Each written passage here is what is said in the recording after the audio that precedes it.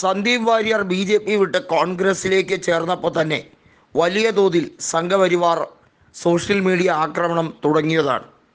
സന്ദീപ് വാര്യരെ പുലഭ്യം പറയുന്ന രീതിയിലേക്ക് തരം താഴ്ന്ന വാക്കുകളും പരാമർശങ്ങളും ഒക്കെ ഉപയോഗിച്ചു തുടങ്ങിയിരിക്കുന്നു.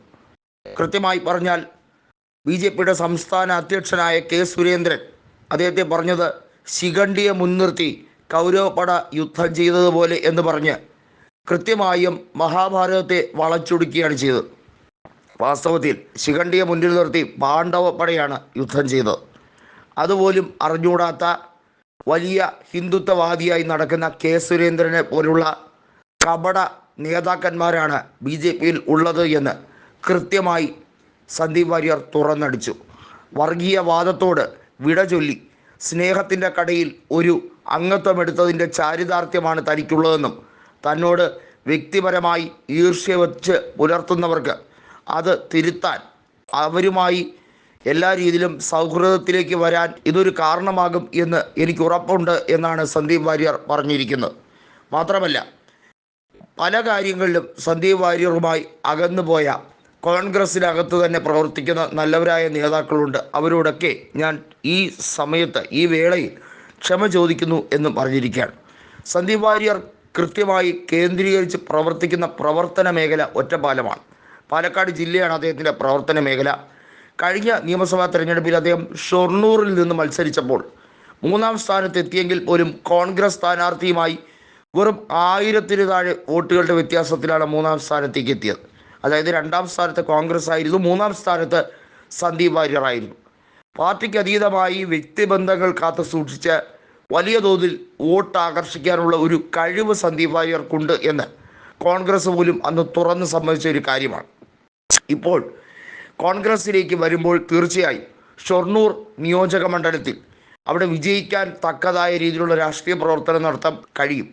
ഒന്നുകിൽ ഷൊർണൂർ, അതല്ലെങ്കിൽ ഒറ്റപ്പാലം നിയോജക മണ്ഡലം. ഇതിൽ രണ്ടിലേതെങ്കിലുമാണ് സന്ദീപ് വാര്യർ കൂടുതൽ പ്രിഫർ ചെയ്യുന്ന നിയോജക മണ്ഡലം. അതിൽ ഒറ്റപ്പാലമാണ് കൊടുക്കുന്നതിൽ കുറച്ചുകൂടി അടിത്തട്ടിൽ രാഷ്ട്രീയ പ്രവർത്തനം ഊഷ്മളമായി ഉണ്ടാക്കിയെടുക്കാൻ അദ്ദേഹത്തിന് കഴിയും. മാത്രമല്ല ഒറ്റപ്പാലത്ത് കോൺഗ്രസ്സിന് ശക്തി കേന്ദ്രമായി മികച്ച രീതിയിലുള്ള പ്രവർത്തനക്ഷമതയുണ്ട് താൻ. 2026 നിയമസഭാ തെരഞ്ഞെടുപ്പിൽ ഒരുപക്ഷെ ഒറ്റപ്പാലത്ത് സരിൻ തന്നെയായിരിക്കും ഇടതുപക്ഷ സ്വതന്ത്രനായി മത്സരിക്കാൻ സാധ്യത എന്നാണ് വിലയിരുത്തൽ. അങ്ങനെ വന്നാൽ ഒറ്റപ്പാലത്ത് കോൺഗ്രസ് സ്ഥാനാർത്ഥിയായി വരുന്നത് കൃത്യമായും സന്ദീപ് വാര്യർ തന്നെയായിരിക്കുമെന്ന് ഏറെക്കുറെ ഉറപ്പിക്കുന്ന രാഷ്ട്രീയ സാഹചര്യമാണ്. കാരണം സന്ദീപ് വാര്യർ ഏറ്റവും കൂടുതൽ തിരഞ്ഞെടുക്കുന്ന മേഖല ഒറ്റപ്പാലം തന്നെയാണ്. പാലക്കാട് അദ്ദേഹത്തിൻ്റെ പേര് BJP സ്ഥാനാർത്ഥി പട്ടികയിൽ ഉണ്ടായിരുന്നു എന്നുള്ളത് എടുത്തു പറയേണ്ടതാണ്.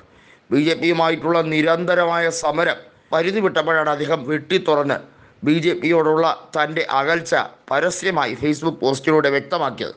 അതിനുശേഷമാണ് വളരെ വൈകാതെ കോൺഗ്രസ് പാളയത്തിലേക്ക് എത്താൻ വേണ്ടിയുള്ള ആവേശം കാണിച്ചതും അതിനുശേഷം കോൺഗ്രസിലെത്തി സ്വീകരണം നേടിയെടുത്തതും കുടപ്പനയ്ക്കൽ തറവാട്ടിൽ, അതായത് മുസ്ലിം ലീഗിൻ്റെ പാണക്കാട് തറവാട്ടിലേക്ക് പോയതും ഒക്കെ.